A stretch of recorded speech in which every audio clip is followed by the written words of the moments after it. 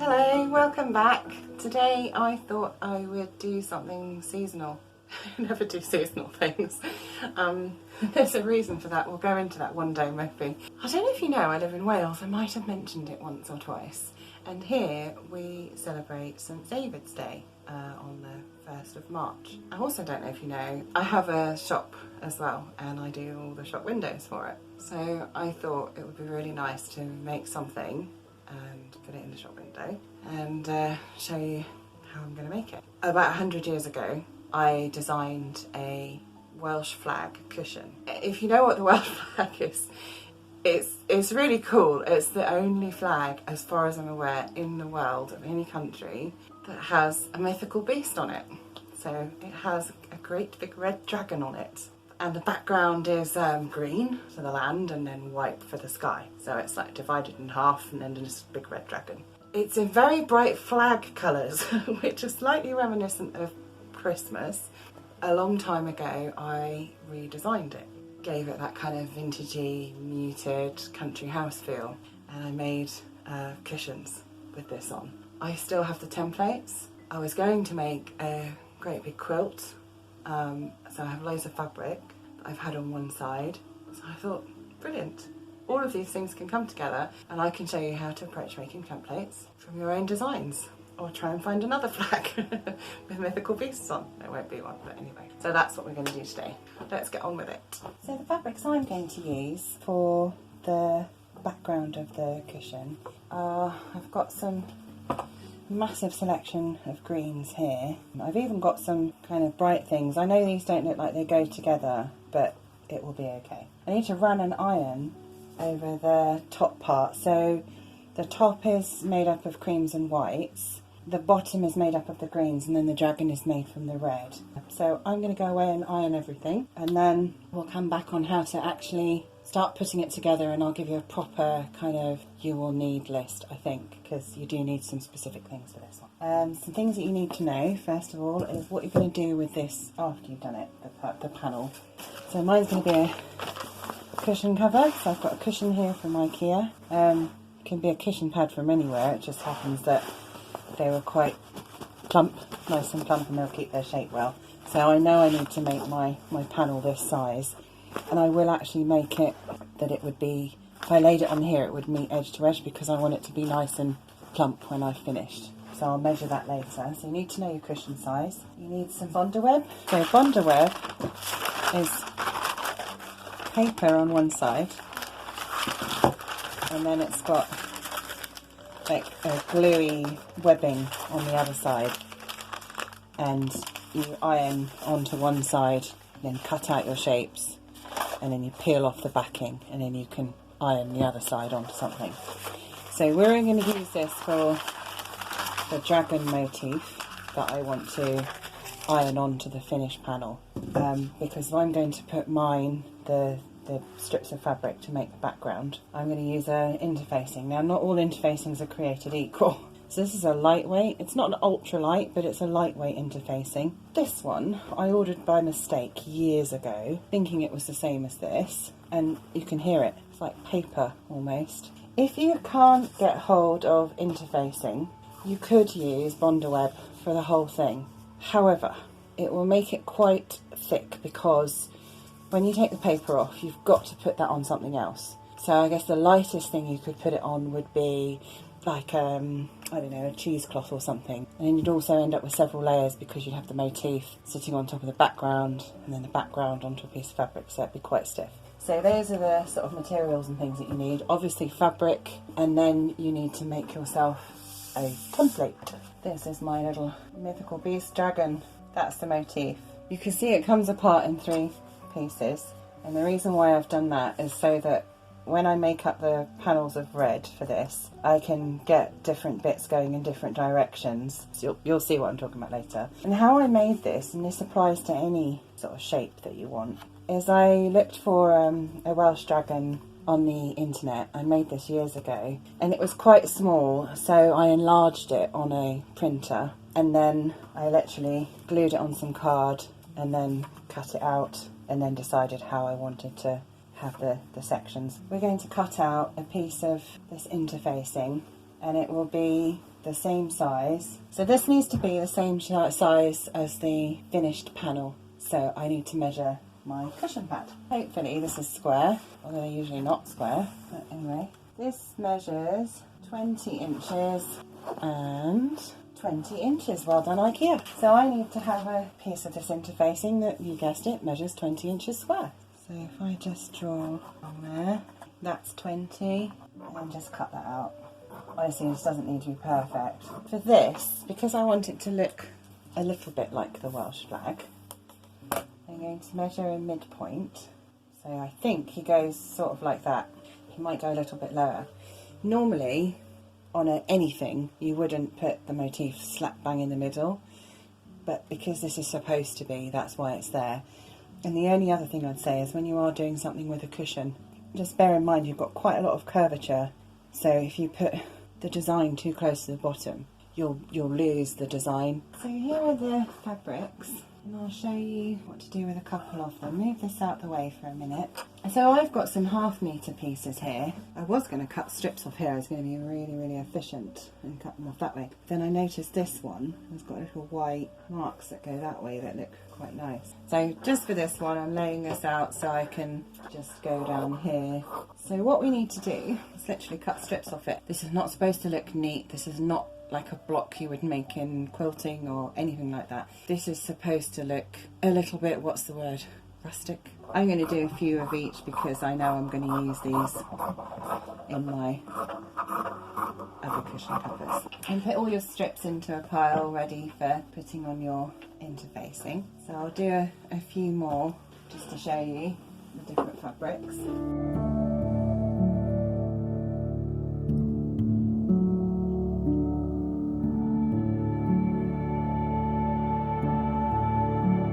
For the motif, you need to have a look at how it's going to fit. I'm working out what is the minimum piece. This one I want to use the different reds, and obviously the size of him, he's quite considerably smaller than the background on the cushion will be. So the strips need to be smaller as well. We've got some lovely reds here. This one, got some little dots, some stars. I think this is a Christmas fabric actually, it's quite nice. I'm not feeling the dots today, I don't think. I found 4 good ones, and then literally just cut strips off of this as well. So for the vintage bits, it's a little bit different. Some of them are smaller than the background, like this one. Oh, I think that's too nice to cut up. This one I'm cutting up. So again, cut it into strips by all means.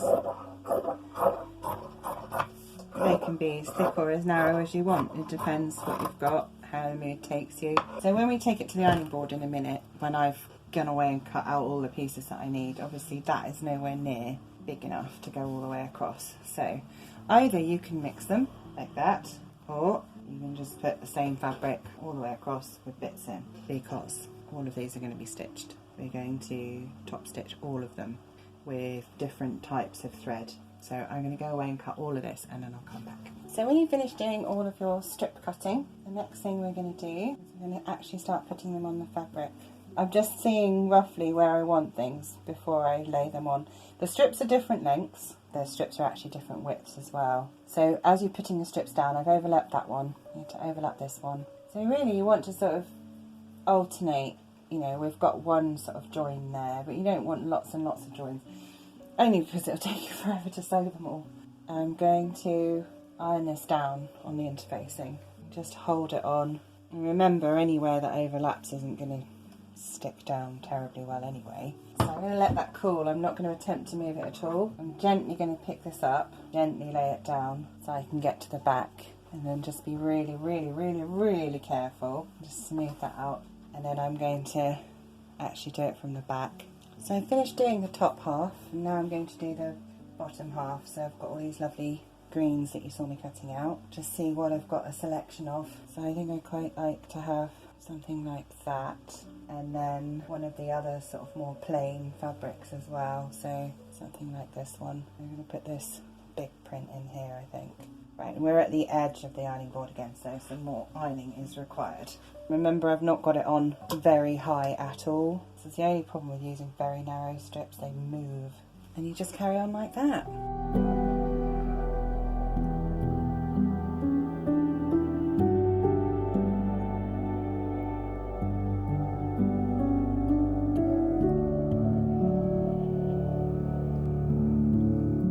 once you've done your background piece, which I'll show you later, you need to do the bit for the motif on the front. So I've got my red strips here, and I'm literally just going to lay them out exactly the same as the other piece. Bear in mind these are narrower, so the overlaps are quite small, and where they will stick is quite small too. This is Bondaweb. The glue side is facing up. I've just put a couple of pins into my ironing board just because it has a tendency to roll up. So with this one, I'm going to start probably near the top. When I get to iron that, I can take those out and slide another piece in. When you're doing Bondaweb, start from the middle and work outwards so that you end up with less splaying. It isn't the end of the world right near the edge. Those bits are probably not going to end up on your motif anyway. The most important bit is in the middle. So I can now take out the pins on the corners. Just make sure it's all really well ironed down. And again, follow the instructions of your Bondaweb, they're all slightly different. Then on the back, it already had those wrinkles in. And you just ease them out a bit. You can get some of them out. And then the biggest trick of all with Bondaweb is when you're satisfied you've finished ironing, put it on one side and do not touch it for at least 20 minutes. Really let it cool down and bond properly. Right, so I've done another panel, and this is so that I can chain stitch them through the machine with some, I've got some rayon threads here, 2 different colours. I think I'll probably go with this one. It's got like little flecks in it. It's an off-white, so I think that'll look quite sweet. And then these 2 greens, if I put them over here. And the reason why I want to chain stitch them is to save the thread, because if you're putting this much at the beginning to get your tension right, and then you're ending up with that much so it doesn't go down into the bobbin, you end up using an awful lot of thread, and this is all I've got. I've only got 1 reel of each rayon colour that I've got, so I don't want to waste the thread. I just realised I haven't chosen a red thread, so this is one of the drawers of my rayon threads. That looks quite good. Obviously haven't used much red, used lots of blue, so yeah, I'm going to go with that one. So this is one of those rare occasions where I'm actually going to use a similar colour to the top thread rather than just using stuff up. In this instance it is kind of important because it will show. And I'm also going to change my needle. I've got 2 here, I can't remember which is which. I've got some Superior top stitch needles and I've got some Schmetz top stitch needles. And somewhere I've got some titanium plated ones which are really good, especially for metallics, but I should be alright if I just put a new needle in. So for doing any sort of top stitching where you're using a decorative thread like we're using rayon today, you must start off with a new needle. This will catch on everything. It's not as robust as you know, just a bobbin thread or something that you would use for dressmaking or anything like that. So when you set up the machine and you've threaded your needle, you need to adjust the tension to 1 or on the lower side. So 0 is no tension on the bottom thread, I think that's right, and all the way up on the other number, I don't know what mine goes up to, that's all the tension on the bottom thread. So what that would mean is the top thread, we want the top thread to go all the way around underneath and the bottom thread to have practically no tension pulling it back through the other way. If you do it the other way, the bottom thread will come all the way over to the top. Just have a little play around. It's not as complicated as you think. Once you get to know your sewing machine, you'll know what works. So I'm going to set my stitch onto zigzag, and I want to make the width of the stitch narrower. So mine starts on 5, so I'm going to take it down to 3. Your machine might only do 1, 2 and 3, for example. Someone else's might go up to 10, so I just want to come down a bit. And then I also want to make the stitch length a little smaller, so I shall start at the top of the piece. My machine comes down, let me show you, see if you can see that. Yeah, so my machine comes down, the needle comes down right in the middle and on a zigzag. So it means it'll stitch over both sides. It's quite hard for me to line it up. Most machines will stitch to the left or to the right. So you need to do a little test piece of 2 pieces overlapping and work out which way your machine goes, because what we want is for all of the stitching to be on one side and to cover this raw edge. So I'm going to just stitch through this first piece and then show you what I mean about chain stitching. So once you've got to the end, instead of pulling the piece of work out and cutting off the thread, what we're going to do is I'm going to feed in the next panel. And if you're only making one cushion, what you could do is you could have a little piece of fabric that you just stitch onto and off the other side, like a spare bit of one of these strips. Literally stitch onto it, stitch off the other side, and then you can snip your panel off that little bit. You'll still save thread. In this case, I've done a whole extra panel. So now you can see there, they're sort of attached, and all I need to do is just snip through, and then this one's free to feed in from the other end. So I'll just do a little bit more sewing till I get to one of these joining bits here where I overlap some bits mid-row. So when you get to the join, you need to stitch down so that the needle ends up right on the edge. And if you can't sew into that, I can't really see because I don't use a clear foot, just hand crank it through. Then make sure that the needle's going to finish up on the right hand side of your work, because then you're going to flip up the presser foot, rotate your work gently, and then we're just going to stitch across and then stop right at the edge, the raw edge of the next strip. Turn it round, and I've got it at a bit of an angle, and we're literally right back where we started. Lift up the presser foot again, turn it round, and carry on stitching all the way along this strip. And that's what you do for every single join, wherever it happens to be. You just stitch down, stitch back up, and carry on sewing.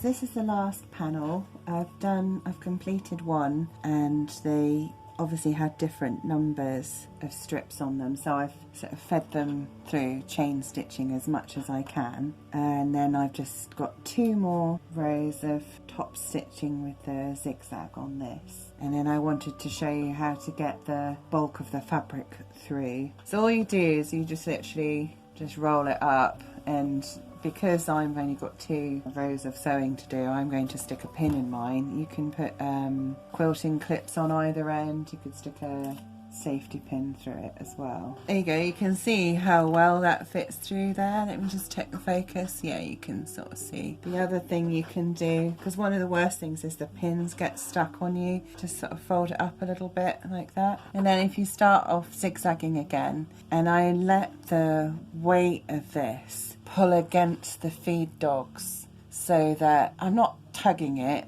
but it means that it comes out as smooth as possible. So I don't know if you saw that, how it was sort of pulling it taut along that line. This is just one of my little hints of getting it as smooth as possible. So I will go away and finish doing these. So I've already done the red in exactly the same way as the main body of the cushion cover. I've top stitched it all with some rayon. This piece hasn't been ironed yet. So this is the one that was stitched with bondweb, and this is the back of it, and if I hold it up you can see it's sort of a little bit plasticky looking. There's a line of paper there that I couldn't get off. This one is stitched on the interfacing.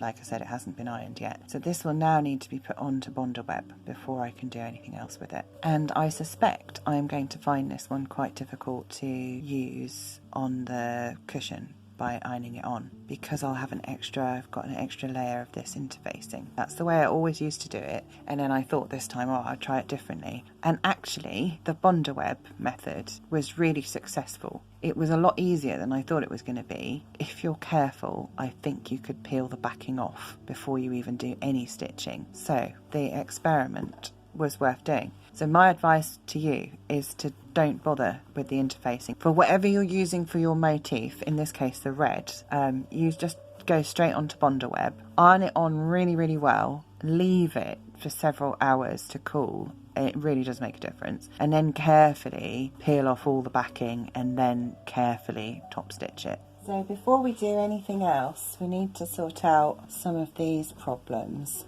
So first of all, we'll be ironing from the back just to try and bond some of this interfacing that didn't bond in the first place. So I'll just give that a quick iron, and I've got my iron set to hot. You can see here you get sometimes you get some bobbling if it's not properly bonded. Need to pay special attention to that. So I'm spending a lot of time on this because I can see how creased it is and the creases just aren't coming out. So I'm hoping to try and get some of those out. I think that's as good as I'm going to get it on camera. So it's looking pretty good, not too bad at all now. I'll go and put that on one side, and then I need to iron this bit, and this is going to be fairly straightforward. It's just pulling out the bobbly bits from the interfacing. So I'm going to go and put a piece of bonder web on this. I really don't think you need to watch me do that, it's not very entertaining. And I'll come back and show you how to cut out the motif.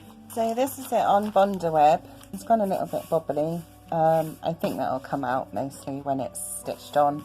That's the problem of using so many layers of adhesive and stuff. It'll be fine. And before we decide on the positioning and everything, just while I've got the cutting mat free, I'm going to trim the background. So my finished size was about 20 inches, but I just want to take some of this raggy stuff off so that I can make a nice neat cushion in a few minutes, hopefully. So on the one that I did before with just the bonder web, I thought it'd be quite hard to draw on the back. It's quite slippy, so I actually drew it on the front, which was also quite hard because then I had to be able to see the pen outline to cut it out. But this one, we're going to cut it on the back, which means that we have to turn our template over because the Welsh dragon goes this way. And then I have to remember the sort of what do you call these? I wanted those to have the lines of the sewing through this bit. And I noticed that the lines of fabric are slightly smaller towards the top, so I'm going to get this a little bit closer to the top. And then his head piece, I want the lines going this way. So when you're reasonably happy with the placement of whatever your motif is going to be, just draw around it. There is one advantage being able to draw on the paper on the back. It makes it a heck of a lot easier to see what you're doing cutting out. So start somewhere you'll remember. For me it's the tip of his wing here. So you just need to use a slow and steady hand. And before I take this off, I'm going to hold it firmly, just as moving it, and just flick it up and make sure that I have done every single bit of detail, which I have, so I can take that off now. So when it's been drawn round, it looks a bit like that. You can see the leg and his head a bit better. And then we need to cut it out. There is no easy way of cutting this out other than making each bit as small as possible. So I'm going to rough cut through. Right. So there's the big bit, and then here is the two small bits. I am using a Mahusive pair of scissors. You can use small sharp scissors. You can use embroidery scissors. I've done it with all sorts of scissors, and actually it's not the size of the scissor that's important, it's how sharp they are and how accurate you are. So if we start with this bit here, you keep squeezing evenly, and then you move the fabric or the paper or whatever with this hand, and you don't really do anything with the scissors hand, you just keep squeezing evenly so that you're cutting, and then that way you can do all sorts of amazing details without chopping into them or chopping them off or worrying about misjudging the line. But this is how you cut out complicated shapes. First bit, we have a leg. Now obviously I'm not going for the markings and all of that, I'm just going for some interesting bits. I can't even remember what I did on the other cushion and I haven't got it to hand to look, but there's the first bit. You know what to do, you know what I'm going to do. I'm going to go and cut all these out. So I've finished cutting mine out. This is my template here, so that shows me how to put it back together. And sometimes you'll have this happen where there's a little bit that was in the stitching and then you've cut through it, just snip it off. There's our body with the dragon wing, and then this bit goes on this. It never matches up right, but it's okay, it'll be fine. And then we put on the little leg down there. Well, that does really well actually. And all I've done with the lines of stitching is just sort of emphasize stuff. So it's never going to be completely right because this radiates out anyway for the wing. But just as long as you've got something that looks kind of, just adds a bit. And then the fact that this is going at a different angle as well, and then of course with the leg too, so it just makes it look like it's going in the right direction. So this is what it will look like when it's cut out, and then we need to take off the backing paper, then position it very carefully. So now what I've got to do is place my motif on here. Remember, this is based roughly on the Welsh flag, so I know that the dragon goes absolutely slap bang in the centre, and I'll show you in a minute. Before you put any motif down, and I will do this before I iron mine, just have a little check over and cut off any loose pieces. Just tidy it up a little bit, because it's easier to do it now than when it's made up into a cushion. So the Welsh dragon sits with his tail roughly up here, and what I'll do before I iron it on is I will just double check on my phone where he goes, but I think it's pretty much like that. His head goes up here. When you're happy with the placement of whatever motif you're using, you need to iron it on, and I will be using the damp cloth method for this. I've got a lot of layers of fabric to get through.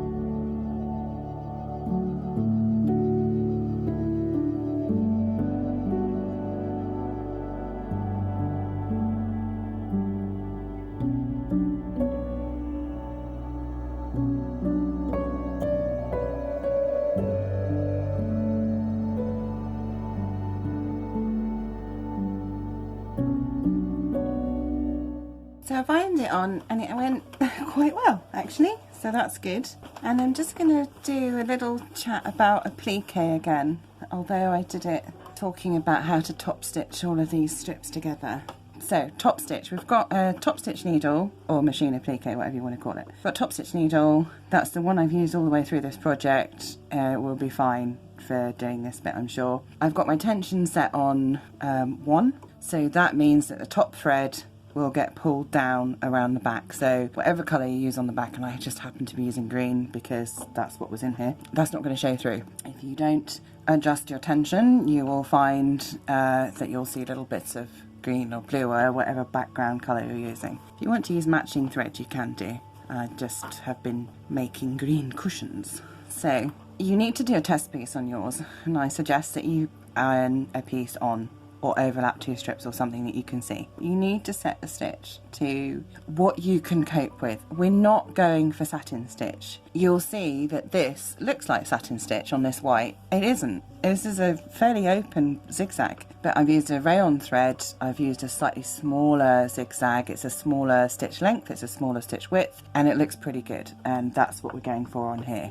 It's not going to take loads of wear and tear anyway, so I'm just going to adjust this down to what I think mine is. And the thing to do is to just be patient and slow. There's no point in rushing this. This is probably going to take maybe half an hour to stitch all this on, and it's just being patient and slow. So I'll start off and I'll stop talking.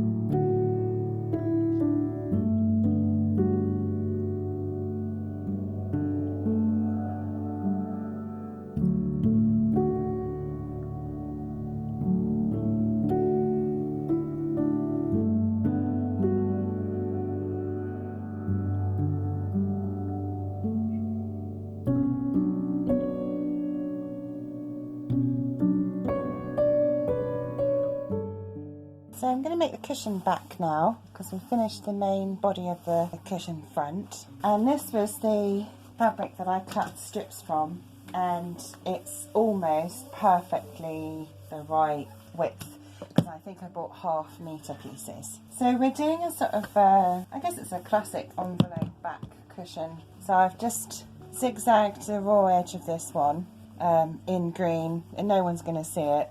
And for my 20-inch cushion, I've allowed a 4-inch overlap. So that means that this bit needs to be ironed down. So I'm just going to roughly measure it. This is, yeah, that's just over 4 inches. So that should be okay. I cut it, for some reason I cut it 15 inches. I think I thought I was going to turn like a little hemi bit, and then I remembered that I don't do it like that. I'm just going to press that in place. And then the other side, I was really lucky I didn't have to turn the hem at all, because I just cut it straight from the selvage. And I actually thought the selvage was quite nice. And you're not going to see it anyway, So what's the point of cutting it off and stitching another one? You might as well just go with that. And here's the cushion front. So this hasn't actually been ironed in place. Everyone ever that ever made a cushion, as far as I am aware, when they first try and do this, get the pieces in the wrong order. My advice to you is start with how you want to see the cushion. So I'm looking at the front of the cushion. Then we're going to put the smart side on here.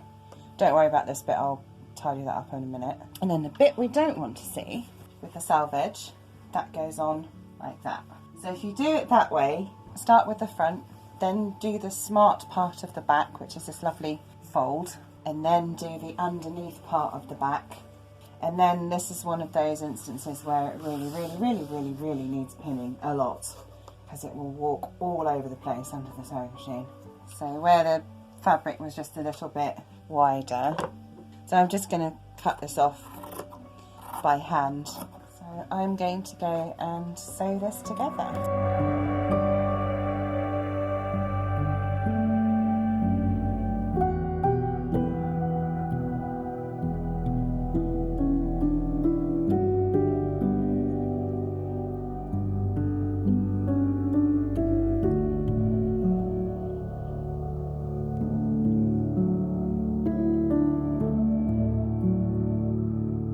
So I finished all the sewing. There's 2 rows of stitching very close together there, and it's all been zigzagged around. So after all that work you've put in, you want this to last as long as possible. Obviously the main area of stress is from here to here where the cushion goes in. So let's turn it out and have a look. I have to say, this one has taken so much longer than when I used to make them, and I can only assume where I used to make a 16 or 18 inch cushion, going up to 20 inches square makes a huge difference in the amount of fabric, the amount of thread and the amount of time, but I'm still really pleased with it. And I think that although this motif was intended for the smaller cushion, it looks very well on this, it looks fine. So there's our cushion. If you want to be really super duper smart, you can iron it, and then you can do a tiny little line of stitching along here. I'm not accurate enough, so I'm not going to do that. So I will put it in the cushion cover. Before I go, I just wanted to say a few words. Things are quite difficult here in Europe at the moment, and I'm sure if you're watching this now when this comes out, you'll know to what I am alluding. Hopefully if you find this video in 2 years' time, you'll have no idea what I'm talking about, and I really hope that's the case. I feel like making content, you know, just being my smiley happy self, is sometimes a bit frivolous compared to, you know, what's going on in the rest of the world. And so I had to have a really long and hard think about how to square me making things and filming it with everything else that's going on. And I actually came to the conclusion that working with your hands is such a comfort to many people. There are people like me who have really bad days, bad weeks, where our mobility is affected and we can't go out walking, but you can still sit and sew. Even if what you want to do is just have a little escape and you just watch my videos for entertainment and you never pick up a needle, that's absolutely fine, and I hope that they are of some comfort and bring some peace to you. I will carry on making videos and sharing them with you, and it's what I do and it's what I can do, and it's my way of saying thank you for all the support that I have. So I want to support all of you too. Until next time, happy sewing, or just happy watching crazy middle-aged women, and I'll see you all next time. Thanks for joining me.